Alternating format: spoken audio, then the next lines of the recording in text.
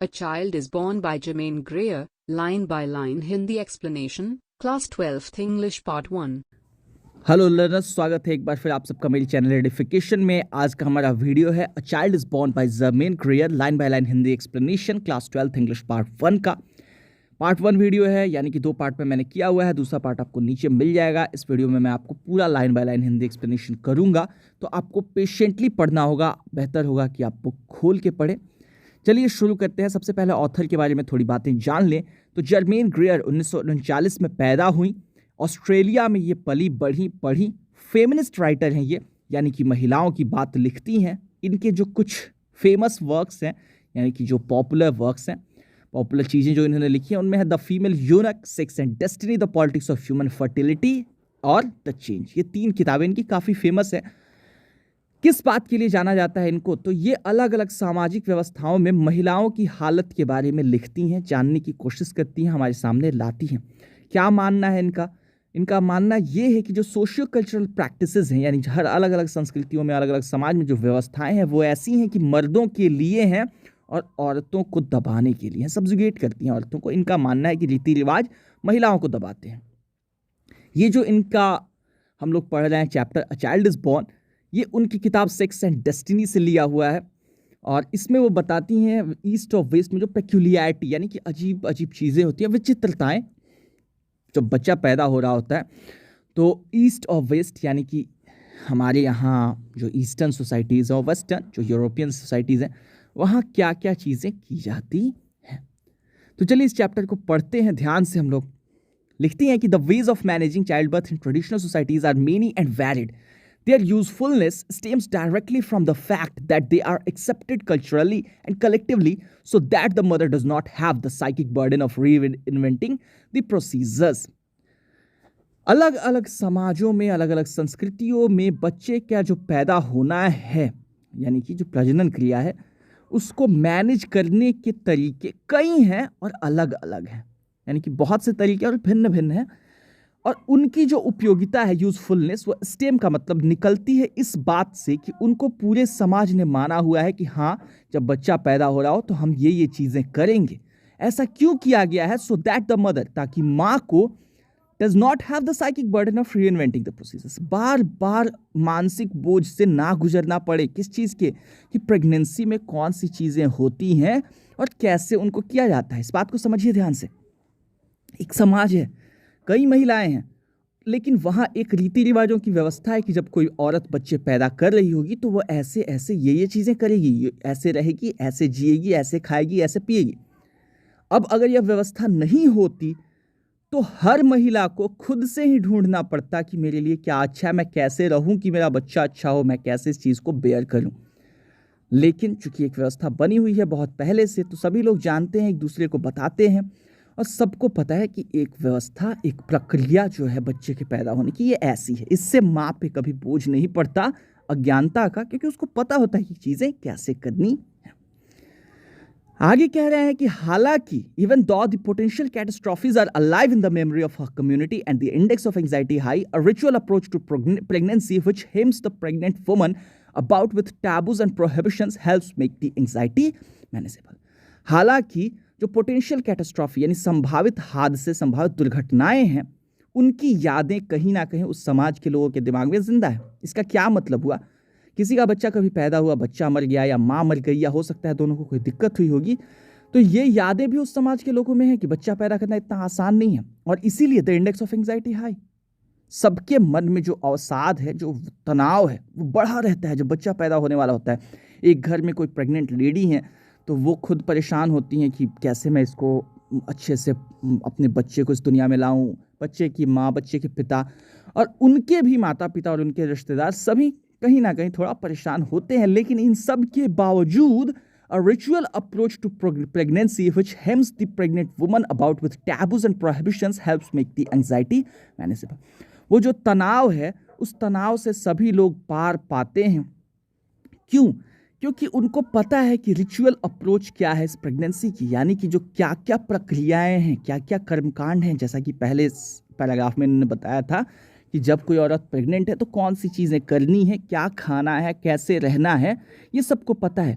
और ये चीज़ें घेरे रहती हैं एक महिला को, ये बातें कि ये करो ये मत करो, टैबूज यानी कि क्या नहीं करना है, प्रोहिबिशंस, ये सब चीज़ें। वैसे टाबू का मतलब होता है ऐसा सब्जेक्ट जिस पे बात करना शर्मिंदगी का विषय माना जाता है।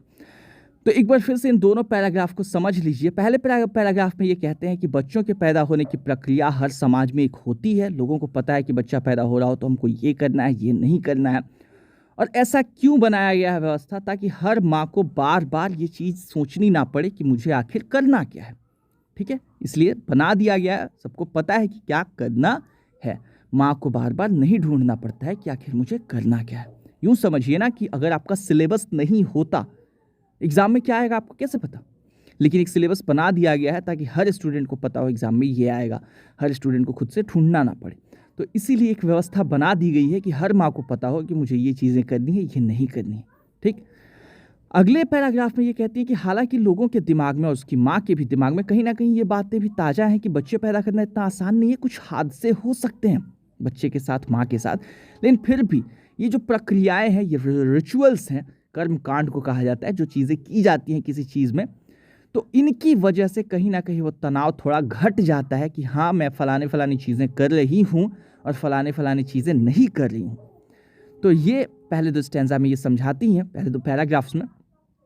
आगे कहती हैं उसके बाद कि a woman who observes all the prohibitions and carry out all the rites will be actively involved in holding the unknown at bay. अब इस चीज़ का क्या मतलब हुआ, ये बता रही हैं कि एक औरत, ऑब्जर्व का मतलब होता है पालन करना, कि एक औरत जो हर प्रोहिबिशन यानी क्या नहीं करना है, इन बातों का पालन करे, and carries out all the rights, और वो सारे कर्म कांड करे। राइट मतलब कोई भी चीज़, जैसे आप एग्ज़ाम से पहले दही चीनी खाते हैं, वो भी एक राइट है। किसी की शादी ब्याह में हवन वगैरह होते हैं तो वो भी राइट है। कन्यादान वगैरह, ये सब राइट्स कहा जाता है, मतलब इनको कर्म कांड कहा जाता है, प्रक्रिया। तो एक औरत अगर उन सारी प्रक्रियाओं का अच्छे से पालन करे तो वो कहीं ना कहीं होल्डिंग द अननोन एट पे, यानी कि जो अज्ञात चीज़ है उसको टाल सकती है। होल्ड समथिंग एट पे का मतलब किसी चीज़ को टालना, किसी चीज़ से बचाव करना, और अननोन यहाँ पे एक्चुअली दुर्घटना के सेंस में, यानी कि कुछ भी हो सकता है बच्चे के पैदा करने में। लेकिन अगर कोई औरत ढंग से रह रही है, जो बातें उसको बताई गई हैं प्रेगनेंसी के दौरान, ये करो ये ना करो, उन सब का पालन ढंग से कर रही है, तो वो किसी अनजान हादसे से ज़रूर बच के रह सकती है। She will have other reinforcements for many of the ritual observances of pregnancy involve the participation of others who should support her, primarily her husband, then her kinsfolk, and then the other members of her community. अब ऐसा नहीं है कि वो बिल्कुल अकेली है, किसी दुर्घटना से बचाव करने में अकेले ही उसको लड़ना है, जी नहीं। और भी रीइंफोर्समेंट्स हैं। रीइंफोर्समेंट्स एक तरीके से बैकअप समझ लीजिए, कोई ऐसी चीज़ जो आपको मजबूत करती है, तो और भी लोग हैं जो उसका साथ देते हैं। कई ऐसे रिचुअल हैं, कई ऐसे कर्मकांड हैं जो कि प्रेगनेंसी के दौरान जिनका पालन होता है। ऑब्जर्वेंस का मतलब जिसका पालन किया जाए। तो कई ऐसे कर्मकांड हैं, उनमें बाकी लोगों का होना ज़रूरी होता है जो उस औरत का सपोर्ट करते हैं, यानी कि हर चीज़ वो अकेले नहीं कर सकती है। कुछ चीज़ों के करने में उसका परिवार, प्राइमरली हर हस्बैंड, खासतौर पे उसके पति, देन हर किन्सफोक, उसके रिश्तेदार, और then the other members of her community, और फिर उसके समाज के बाकी लोग उसकी मदद करते हैं। यानी बहुत लंबी प्रक्रिया है। एक बच्चे का पैदा होना बहुत जटिल है। एक माँ को बहुत सी चीज़ें खुद से करनी होती है और बहुत सी चीज़ उसके परिवार के लोग उसके लिए करते हैं या करने में उसका साथ देते हैं। Some of these behaviors will be sensible and useful, others magical, but they will all increase her sense of security and her conviction that she is conducting the pregnancy, not that it is conducting her. अब ये जो चीज़ें होती हैं, इनमें से कुछ चीज़ें तो ऐसी हैं जो लॉजिकल हैं, सेंसिबल हैं, जिसका मतलब समझ में आता है कि हाँ भाई ये क्यों हो रहा है। जैसे मान लीजिए खाने से पहले हाथ को अच्छे से धोना, इसका तो एक लॉजिक है कि बैक्टीरिया हाथों पे ना आए। लेकिन कोई चीज़ लोग पूछ सकते हैं कि आपने ये क्यों किया, आपने खाना खाने से पहले 4 चीज़ें उठा के इधर उधर क्यों डाली। तो कुछ चीज़ें होती हैं जो सेंसिबल होती हैं, जो हम लोग लॉजिक की वजह से करते हैं, कुछ बस इसलिए करते हैं क्योंकि वो हमारी मान्यता है। तो यहाँ उनको मैजिकल, जादुई लिखा गया है। तो ये कहना चाहती हैं कि कुछ चीज़ें तो साइंटिफिक करती है, बाकी चीज़ें बस फालतू ही करती है। लेकिन ये सारी चीज़ें कहीं ना कहीं सेंस ऑफ सिक्योरिटी उसकी बढ़ा देती हैं, उसके अंदर सुरक्षा की भावना बढ़ा देती हैं कि हाँ मैं सुरक्षित हूँ, मैं ये चीज़ें कर रही हूँ जो मेरे समाज में की जाती हैं प्रेगनेंसी के दौरान, तो मैं सुरक्षित हूँ, मेरा बच्चा सुरक्षित है। और उसका कन्विक्शन, यानी कि एक तरीके से कन्विक्शन क्या होता है, अश्योरेंस, आप अंदर से मान के बैठे कि ये होगा, तो वो इस बात को मान लेती है कि वो प्रेगनेंसी को कंडक्ट कर रही है, प्रेगनेंसी उसको कंडक्ट नहीं कर रहा। इसका मतलब ये हुआ कि वो बच्चे को दुनिया में ला रही है, वो इस प्रक्रिया को कर रही है। ऐसा नहीं है कि ये प्रक्रिया उस पर बोझ है। ठीक है, आगे लिखती हैं the remnants of this kind of prophylaxis can be found. यहाँ प्रोफिलैक्सिस हो गया, प्रोफिलैक्सिस होता है ये। ठीक है, PROPHYLAXIS। ठीक है, ये टाइपिंग में गलती हो गई होगी। रेमनेंट का मतलब होता है अवशेष, जो बचा हुआ है। तो the remnants of this kind of prophylaxis can be found in the persistence of old wives tales about pregnancy even in our own super rational and confused life style. अब कहती हैं कि हमारी आज की जो लाइफ स्टाइल है बिल्कुल कंफ्यूज्ड है, सुपर रैशनल है। खासतौर पे अपने यहाँ की, ऑस्ट्रेलिया की, अमेरिका वगैरह की, यूरोप वगैरह की बात करी, तो वहाँ भी इस तरीके के जो प्रोफिलैक्सिस यानी ऐसी चीज़ें जो स्वास्थ्य संबंधी ऐसी बचाव की चीज़ें होती हैं, जैसे अभी मैंने बोला ना खाने से पहले हाथ धोना, तो वो सब प्रोफिलैक्सिस है। तो उन चीज़ों का रेमनेंट्स यानी कहीं ना कहीं अवशेष को होता है, बचा हुआ टुकड़ा। तो आज भी हमारे यहाँ जो पुरानी ओल्ड वाइव्स टेल्स, बूढ़ी औरतों की कहानियों में जो प्रेगनेंसी के बारे में कहानियाँ होती हैं, उनमें ये चीज़ें जिंदा हैं। यानी हमारा जो आज का लाइफ स्टाइल है कंफ्यूज्ड है, सुपर रैशनल है, लेकिन फिर भी कहीं ना कहीं हमारे जो बूढ़ी महिलाएं हैं हमारे यहाँ की, उन्होंने हमें ये चीज़ें समझाई हुई हैं कि जब चाइल्ड बर्थ हो रहा हो तो आप अपने स्वास्थ्य की सुरक्षा के लिए ये चीज़ें करेंगे। तो कहीं ना कहीं वो चीज़ें आज भी हमारे यहाँ जिंदा हैं। आगे लिखती हैं कि one university graduate of my acquaintance who approached her pregnancy as if it were her term assignment, meticulously footnoting every development, clung to her prenatal exercises as a form of ritual observance as well as a helpful preparation for the physical exploit of childbirth, performing them in deep silence and total recollection at the same time every day, come hell or high water. अपनी एक पहचान वाली, acquaintance का मतलब होता है जान पहचान का कोई, तो अपनी एक जान पहचान की औरत के बारे में बताती हैं जो मेरी यूनिवर्सिटी से ग्रेजुएट हुई थी, सॉरी किसी भी यूनिवर्सिटी से ग्रेजुएट हुई, मतलब वो पढ़ी लिखी थी। तो एक पढ़ी लिखी महिला थी मेरी जान पहचान की, जिनकी जब प्रेगनेंसी आ रही थी, बच्चा पैदा करने का जब समय आ रहा था, तो एक एक चीज़ को ऐसे नोट कर रही थी ना, मेटिकुलसली फुटनोटिंग यानी ढंग से नोट कर रही थी, जैसे वो कोई असाइनमेंट लिख रही हूँ, कोई एग्ज़ाम दे रही हूँ। हर डेवलपमेंट यानी आज क्या हुआ, आज मैं कैसा फील कर रहा हूँ, आज मेरा पेट कितना निकला, आज मैंने क्या महसूस किया, एक एक चीज़ को वो नोट कर रही थी। और जो प्री नेटल, नेटल का मतलब होता है बर्थ से रिलेटेड, और प्री का मतलब उसके पहले, तो जो बच्चा पैदा होने से पहले जो चीज़ें करनी होती है उन सब को उन्होंने अच्छे से तैयार किया, और हर चीज़ के लिए वो खुद को तैयार कर रही थी और रोज़ रोज़ तैयार कर रही थी। जो physical exploit of child birth होता है, यानी कि बच्चा पैदा करने के वक्त जो शरीर के साथ अत्याचार होता है, यानी कि जो शारीरिक आपको कठिनाइयों से गुजरना पड़ता है, उन सब के लिए वो रोज़ रोज़ खुद को तैयार कर रही थी।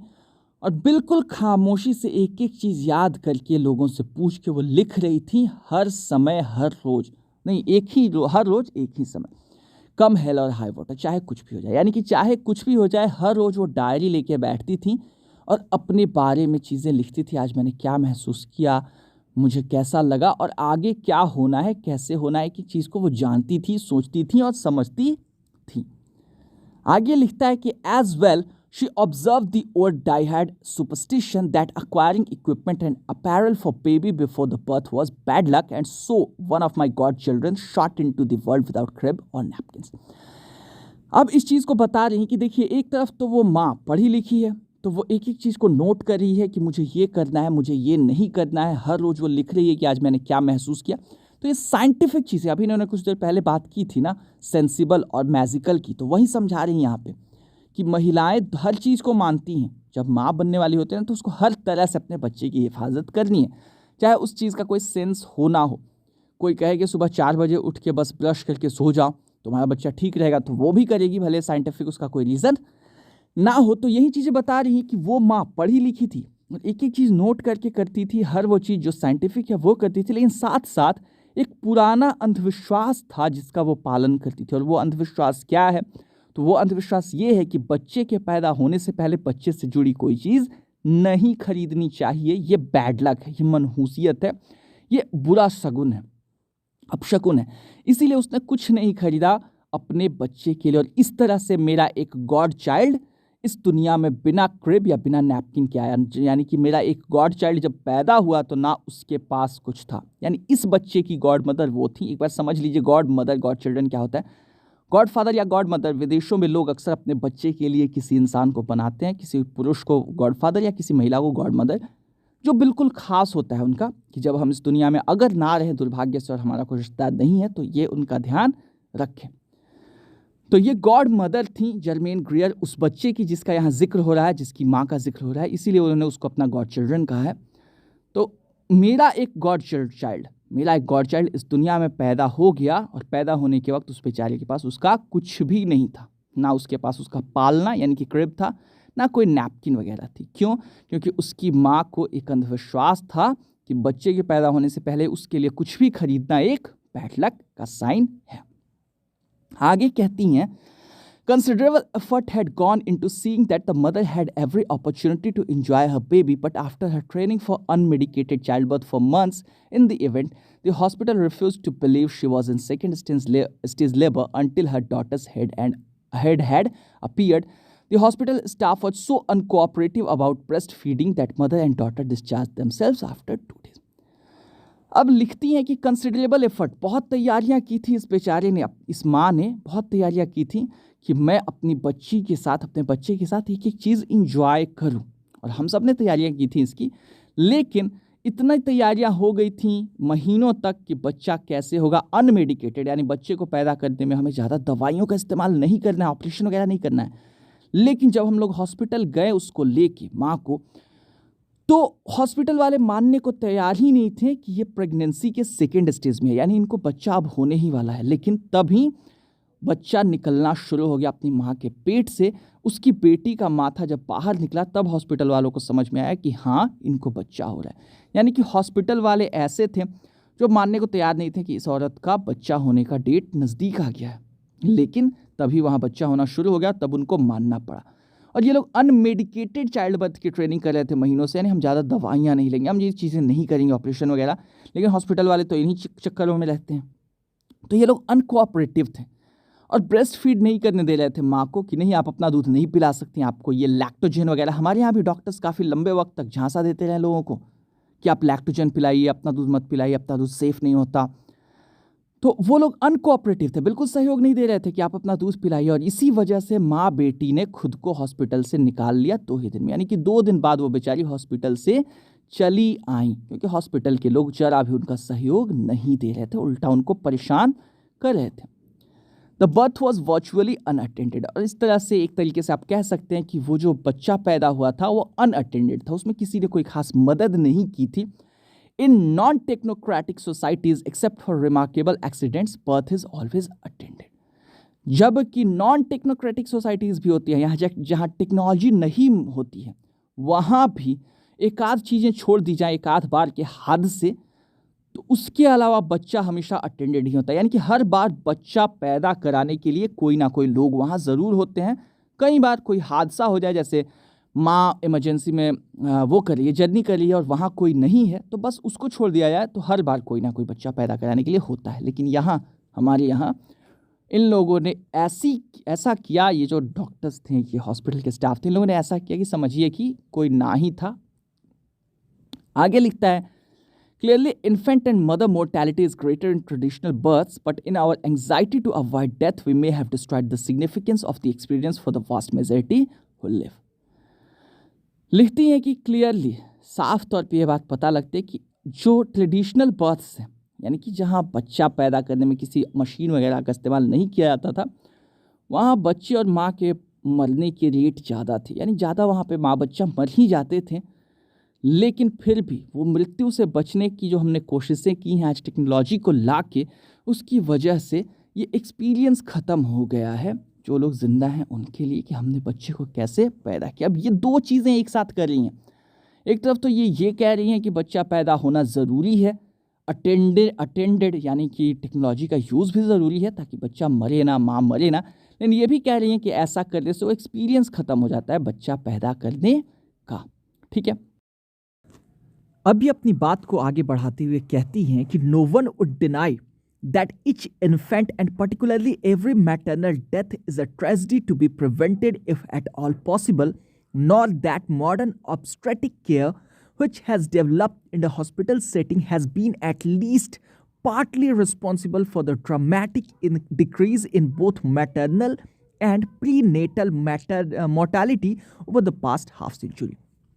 अब ये जो पीछे इन्होंने दो बातें कही उन्हीं में से एक को आगे बढ़ा रही है कि कोई इस बात से इनकार नहीं कर सकता कि हर बच्चा और हर बच्चे का मरना, खास तौर पे मैटरनल डेथ यानी कि जन्म के समय ही मर जाना, कि एक ऐसा हादसा है जिससे हर हाल में हमें बचने की कोशिश करनी चाहिए। हमें कोशिश करनी चाहिए कि हर बच्चा इस दुनिया में सुरक्षित आए। कोई इस बात से भी इनकार नहीं कर सकता कि आज की जो मॉडर्न ऑब्स्टेट्रिक केयर है, ऑब्स्टेट्रिक बच्चों से जुड़ा, जन्म से जुड़ा जो बच्चा पैदा करते हैं डॉक्टर, उनको ऑब्स्ट्रिशियन कहते हैं।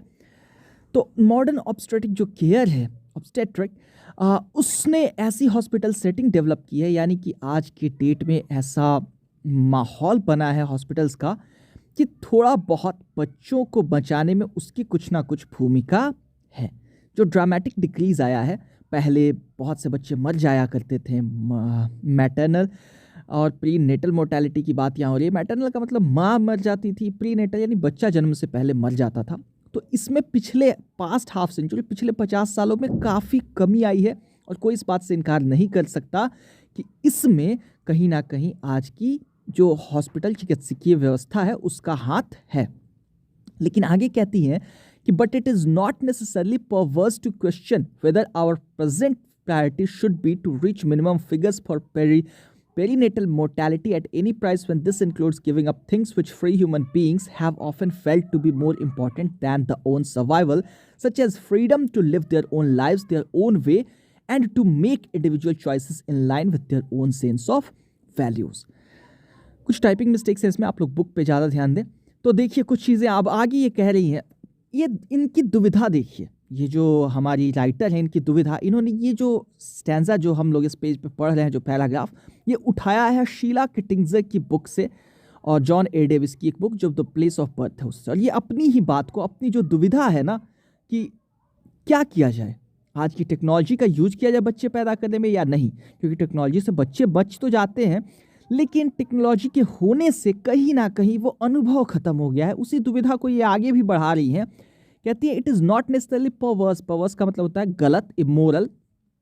तो यह सवाल पूछना कोई गलत नहीं है कि हमारी प्राथमिकता क्या होनी चाहिए, क्या हम बच्चों को बचाने पे जोर दें या उस अनुभव को आगे करने पे। ये लिख रही हैं कि क्या हमारी प्रेजेंट प्रायोरिटी, हमारी अभी की प्राथमिकता ये होनी चाहिए to reach minimum figures for perinatal mortality, prenatal यानी कि जन्म से पहले जो मृत्यु होती है वो मोर्टेलिटी, और पेरीनेटल मोर्टेलिटी जन्म के दौरान की। तो बच्चे के जन्म के होने से पहले या जन्म के दौरान के बच्चे को बच्चा मरे ना, हमें उसको बचाना, यह हमारी प्रायोरिटी होनी चाहिए हर हाल में। या हमें उन चीज़ों का भी, उन चीज़ों को लेके चलना चाहिए जो इंसान के अंदर हैं, जैसे बहुत सी चीज़ें जो उनको, इंसानों को अपने सर्वाइवल से ज़्यादा लगती हैं, जैसे freedom to live their own lives their own way to make individual choices in line with their own sense. या ये उलझी बातें करी हैं कि क्या हम लोग टेक्नोलॉजी का सहारा ले बच्चों को बचाने के लिए, या आदमी पे छोड़ दें, औरत पे, कि वो बच्चा जैसे चाहे वैसा पैदा करे, चाहे वो मरे या जिए। तो क्योंकि बहुत से लोगों के लिए इनका कहना है कि जीने मरने से ज़्यादा ज़रूरी है स्वतंत्रता, कि मैं जो चाहता हूँ वो मैं करूँ। देखिए कैसी बातें करी हैं। एक तरफ तो ये कह रही हैं कि टेक्नोलॉजी से बच्चे बच जाते हैं, लेकिन दूसरी तरफ कह रही हैं कि वो जो बच्चा बचे या ना बचे, टेक्नोलॉजी का इस्तेमाल कम ही होना चाहिए ताकि लोगों को ये अनुभव हो सके कि बच्चे कैसे पैदा होते हैं, उनको पैदा कैसे करना है। क्योंकि ये कहना चाहती हैं कि इंसानों के लिए ज़िंदा रहने से ज़्यादा ज़रूरी है कुछ चीज़ों का एक्सपीरियंस करना, कुछ चीज़ों की फ्रीडम होना। ये खुद कंफ्यूज हैं, खुद उलझी बातें कर रही हैं। पता नहीं ऐसे चैप्टर्स बुक में क्यों आते हैं, वाहियात से चैप्टर्स। सिलेबस सेट करने वाले ही वाहियात लोग हैं। खैर, बट आपको अगर समझ में नहीं आ रहा तो टेंशन मत लीजिए, क्योंकि ये लिखने वाले को खुद ही नहीं समझ में आ रहा कि वो क्या लिख रहा है। ठीक है, मतलब इनका कहना ये है कि बच्चे पैदा हों, कैसे पैदा हों, ये चॉइसेस माँ की होनी चाहिए, बच्चा मरे या ना मरे ये माँ की जिम्मेदारी होनी चाहिए। ठीक है, in many societies women still go forth from their mother's house. अब यहाँ से थोड़ी कुछ मज़ेदार बातें करती हैं, लिखती हैं एटलीस्ट, कि in many societies women still go forth from their mother's houses at marriage to live with her mother-in-law and the wives of their brothers, wives of their husbands, brothers. It is a truism of anthropology that such women do not become members of their new family until they have born a child. अब ये कहती हैं कि बहुत से समाज आज भी है जहाँ शादी के बाद औरत चली जाती है अपनी माँ के घर से, अपने माँ बाप के घर से, कहाँ रहने? अपने सास ससुर के घर, और वहाँ अपने पति के भाइयों की पत्नियों के साथ रहता है। मतलब हमारे यहाँ की सोसाइटी जैसे इंडियन सोसाइटी है उसकी बात ये कर रही हैं कि अपने माँ के घर से, मायके से वो ससुराल चली जाती है अपनी जेठानियों के साथ रहने के लिए। ट्रूइज्म का मतलब होता है वास्तविकता। ये कह रही हैं कि वास्तविकता यही है। एंथ्रोपोलॉजी मतलब मानव विज्ञान कहना सही होगा इसको। इंसानों का अध्ययन होता है, इंसानी सोच का, इंसानी व्यवहार का अध्ययन, उसको एंथ्रोपोलॉजी कहा जाता है। सोसाइटीज़ कैसे काम करती हैं इसका अध्ययन। तो सामाजिक विज्ञान कह लीजिए या मानव विज्ञान, उसकी वास्तविकता यही है कि ऐसी औरतें तब तक मानी नहीं जाती हैं परिवार की सदस्य जब तक कि वो एक बच्चा पैदा ना कर दें। ये कहना ये चाहती है कि हमारे जैसे भारत जैसे देश में जहाँ महिलाएं आती हैं अपना घर छोड़ के अपने पति के घर, तो पति के घर वाले तब तक उनको पूरे दिल से नहीं स्वीकार करते जब तक वो एक बच्चा ना पैदा कर दे। आगे कह रही हैं, if we consider that in such societies the marriage was quite likely to have been arranged, it is understandable that the bride too longs for the child who will stand in the same intimate relationship to her as she with her own mother. कहती है कि अगर हम यह मान लें कि ऐसे जो समाज होते हैं वहाँ जो शादियाँ हैं वो ज़रूर ही अरेंज्ड हुई होंगी, यानी कि वहाँ लव मैरिज नहीं बल्कि अरेंज्ड मैरिज परिवार वाले जो कराते हैं वो हुई होगी, तो यह हम समझ सकते हैं कि दुल्हन भी कहीं ना कहीं, यहाँ लॉन्ग का मतलब होता है चाहना, चाहत रखना, दुल्हन भी ये चाहत रखती है कि बच्चा वो मेरे साथ उसी तरीके के रिश्ते में बंधे जैसे रिश्ते में मैं अपनी माँ के साथ हूँ।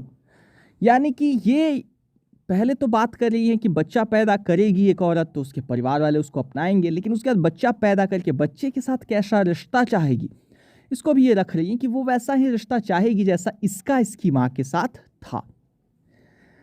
The Western interpretation of such mores is that they are backward, cruel and wrong.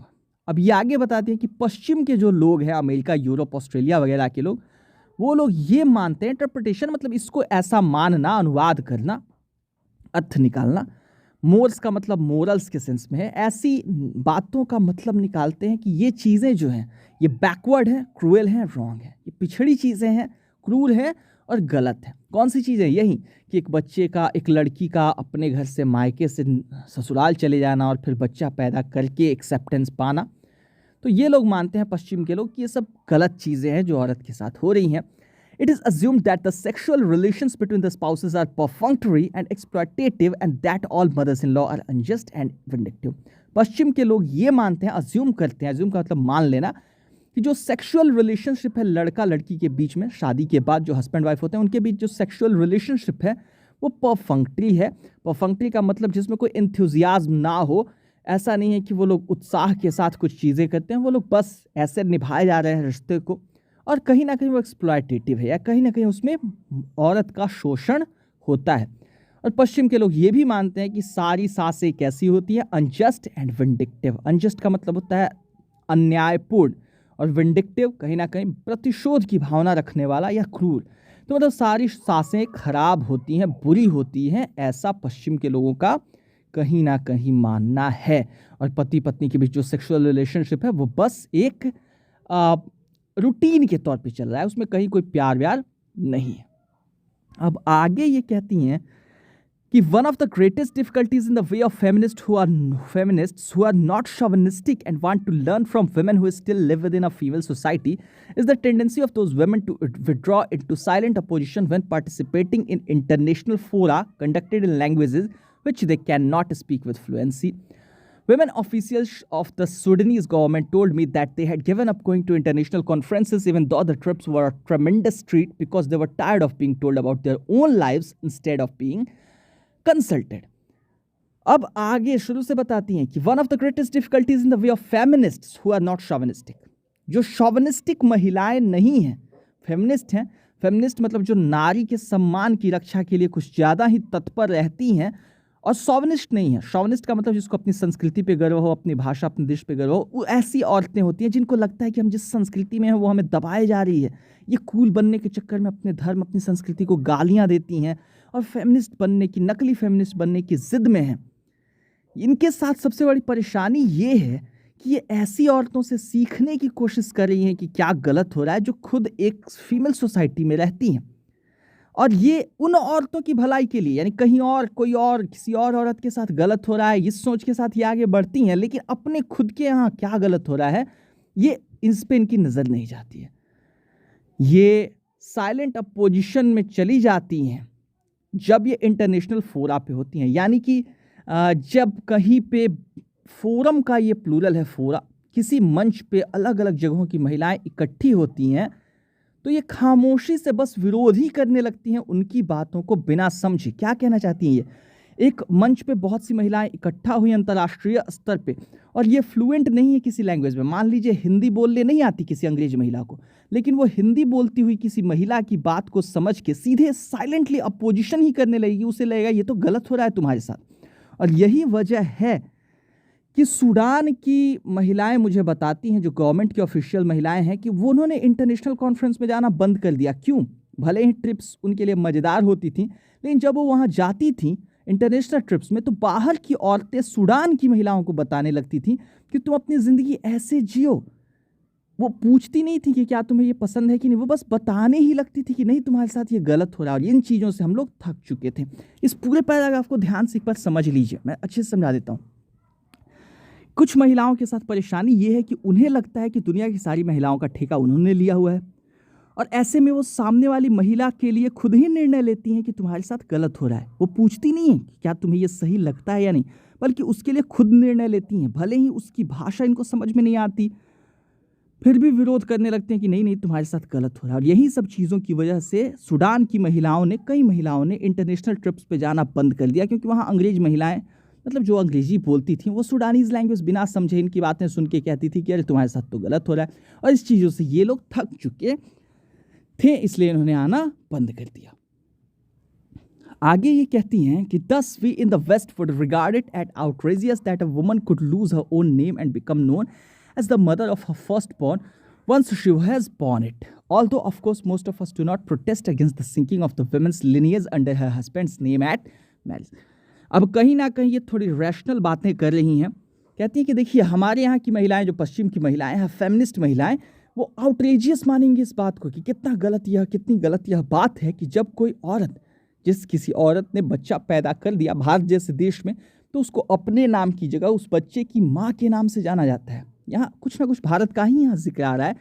हमारे यहाँ गांव में आज भी बच्चों की माँ को उस बच्चे के नाम से जाना जाता है। लोग अक्सर उसको बिट्टू की अम्मा, पप्पू की मम्मी ऐसा बुलाते हैं घर के लोग। उसका नाम कॉमनली लोग नहीं लेते। मेरी दादी आज भी मेरी माँ का नाम नहीं लेती हैं, वो मेरे या मेरी बहन के नाम से उनको बुलाती हैं। तो कभी कभार लेते भी हैं। तो इसी चीज़ को ये कह रही हैं कि इस चीज़ को कहीं ना कहीं हम पश्चिम के लोग मानेंगे कि अरे ये कितना गलत हो रहा है, उसने तो अपना नाम भी खो दिया, उसकी तो पहचान ही मिट गई। लेकिन यही लोग तब इस बात का विरोध नहीं करते जब उनके खुद के यहाँ शादी के बाद औरतें अपने पति का नाम अपने सरनेम में जोड़ लेती हैं। हर जगह ये होता है। आमतौर पे हस्बैंड के ही सरनेम को ये लोग जोड़ लेते हैं। मिसेज जॉनसन कहलाने लगती हैं शादी के बाद, जो पहले कुछ और होती हैं। तो वही चीज़ें बता रही हैं कि दूसरों के बारे में तो ये लोग सोच रहे हैं कि वहाँ क्या गलत हो रहा है, लेकिन अपना खुद के साथ जो गलत हो रहा है उसको ये लोग मानते नहीं हैं कि ये गलत है, उसका विरोध नहीं करते हैं। In many traditional societies, the relationship between mother and child is more important than the relationship between husband and wife. In some, indeed, the child's relationship with the rest of his family is as important or even more important than either. कहती हैं कि कई परंपरावादी जो समाज है, वहाँ जो माँ और बच्चे का रिश्ता होता है वो पति पत्नी के रिश्ते से कहीं ज़्यादा होता है। और कई जगहों पे तो ऐसा है कि बच्चे का जो बाकी परिवार के साथ रिश्ता है वो बच्चे के माँ बाप के रिश्ते या बच्चे का जो माँ बाप के साथ रिश्ता है उन दोनों से कहीं अलग है, कहीं ज़्यादा ज़रूरी है। यहाँ ये समझा रही हैं कि कुछ जगहें ऐसी हैं जहाँ बच्चे और माँ का रिश्ता ज़्यादा इंपॉर्टेंट होता है पति पत्नी के रिश्ते से, यानी कि बच्चा और माँ अगर उन दोनों के बीच रिश्ता सही है तो सब कुछ सही है। भले ही उस माँ का अपने हस्बैंड के साथ रिश्ता उतना अच्छा हो या ना हो, लेकिन कुछ जगहों पे बच्चे के साथ परिवार का जो रिश्ता है वो ज़्यादा मैटर करता है, चाहे पति पत्नी के बीच कैसा भी रिश्ता हो और माँ बच्चे के बीच कैसा भी रिश्ता हो। अगर बच्चा सबको प्यारा है घर में तो सब कुछ प्यारा है, ये बात ये कह रही हैं। अब यहाँ पे फिर से इन्होंने जेसी ग्लैडवेल की एक किताब से उठा के एक एग्जैप्ट डाला है, एक छोटा सा पैराग्राफ, जिसमें जेसी ग्लैडवेल साहब लिखते हैं, जेसी कैडवेल सॉरी, वो लिखते हैं कि a number of social usages may stress the child's relationship with the rest of his kin group at the expense of that with his parents. कहते हैं कि इतनी चीज़ें होती हैं किसी कुछ समाज में, इतनी ज़्यादा चीज़ें कि बच्चे का जो रिश्ता होता है अपने पूरे परिवार के साथ, किन ग्रुप यानी रिश्तेदारों, माँ बाप के जो रिश्तेदार हैं, चाचा चाची, दादा दादी, इन सब के साथ रिश्ता इतना ज़्यादा गठबंधन, इसका मतलब इतना ज़्यादा जुड़ जाता है कि कहीं ना कहीं उसके माँ बाप के साथ जो रिश्ता होता है उसकी कुर्बानी दे दी जाती है। मतलब बच्चा धीरे धीरे माँ बाप से ज़्यादा करीब अपने बाकी रिश्तेदारों के हो जाता है। वही चीज़ें हैं, बहुत सी मतलब ऐसी चीज़ें होती हैं। His aunts and uncles may be permitted greater physical intimacy with him in public than his parents. कई जगहों पे हो सकता है कि उसके चाचा चाची, मामा मामी, मौसा मौसी उसको पब्लिक में, बाहर में ज़्यादा प्रेम कर सकते हों बजाय उसके माँ बाप के। ये क्या कहना चाहते हैं देखिए ध्यान से, बच्चे पे घर में भी प्यार लुटाया जाता है और बाहर भी, लेकिन माँ बाप जिस तरीके से बच्चे से घर में प्यार करते हैं अक्सर लोगों के सामने उस तरीके से नहीं प्यार करते, कहीं ना कहीं उन्हें थोड़ी झिझक होती है। लेकिन जो चाचा चाची, मामा मामी, मौसा मौसी होते हैं वो बच्चे से घर में जितना प्यार करते हैं बाहर भी उतना प्यार उसको दिखा सकते हैं। यही बात यहाँ हो रही है कि in many traditional societies in Africa and India the biological family is deliberately weekend by enforced absistence or actual separation of parents in order to strengthen the extended family. Thus, children are not born at the whim of the parents, but in response to a broader pressure from the whole group. कई परंपरागत जो समाज है जैसे भारत में और Africa में, वहाँ बायोलॉजिकल फैमिली यानी माता पिता, उनको जानबूझ के कमज़ोर किया जाता है। माता पिता और बच्चे का जो रिश्ता है उसको जानबूझ के कमज़ोर किया जाता है बाय इन्फोर्स्ड एब्सटिनेंस, माता पिता से थोड़ा दूर ले जाके, या बिल्कुल ही एक्चुअल सेपरेशन, या बिल्कुल ही दूर ले जाके। यानी कि बच्चे को या तो माँ बाप से थोड़ा दूर रखा जाता है, अक्सर ज़्यादातर उसको दादा दादी के साथ, चाचा चाची के साथ समय बिताता है बच्चा, या बिल्कुल ही माँ बाप से दूर कहीं किसी रिश्तेदार के यहाँ ले जाया जाता है। किस लिए? ताकि जो बड़ा परिवार है, जो एक्सटेंडेड फैमिली है, वो मजबूत बनी रहे। यानी कि बच्चा कहीं और गया, बच्चे के प्यार के माध्यम से ये रिश्ता हमेशा जुड़ा रहे। और यही वजह है कि ऐसे समाज में बच्चा पेरेंट्स की इच्छा से नहीं पैदा होता, बल्कि ये जो बड़ा समाज है उनका, बड़ा जो रिश्तेदारी का एक झुंड है, बड़ा परिवार है, कहीं ना कहीं उसके प्रति ये अपनी जिम्मेदारी निभाते हुए बच्चे को पैदा करते हैं। माँ बाप बच्चे को अपने लिए नहीं पैदा करते हैं, कहीं ना कहीं वो एक जिम्मेदारी के तौर पे पैदा करते हैं कि मेरी परिवार के प्रति जिम्मेदारी है एक बच्चे को पैदा करना। तो बस यहीं तक इस पहले पार्ट को हम लोग रहने देते हैं, वरना बहुत ज़्यादा लंबा हो जाएगा। एक तो पहले से ये थोड़ा बोरिंग चैप्टर है और बोरिंग हो जाएगा, लेकिन हाँ पार्ट 2 में कुछ मज़ेदार चीज़ें हैं, तो आप लोग उसको देख लें। मैंने लिंक नीचे डिस्क्रिप्शन में डाला हुआ है। अगर अभी नहीं डाला, अभी नहीं अपलोड हुआ होगा पार्ट 2, तो वो कल तक जरूर अपलोड हो जाएगा। तो मिलते हैं उसमें, तब तक के लिए stay safe, take care and keep learning. End of the video. A child is born by Jermaine Greer, line by line Hindi explanation, class 12th English part 1. उम्मीद करता हूँ आपको ये लेसन समझ में आया होगा। अगर ऐसा है तो प्लीज़ लाइक का बटन दबाइए, वीडियो अच्छा लगा हो तो, और साथ में नीचे कमेंट करके हमें ज़रूर बताइए अगर वीडियो नहीं पसंद आया, या आप ये भी बता सकते हैं कि आप आने वाली वीडियोज़ में क्या चाहते हैं। शेयर ज़रूर कीजिए अपने दोस्तों के साथ अगर पसंद आया हो, और सब्सक्राइब ज़रूर कीजिए हमारे चैनल को।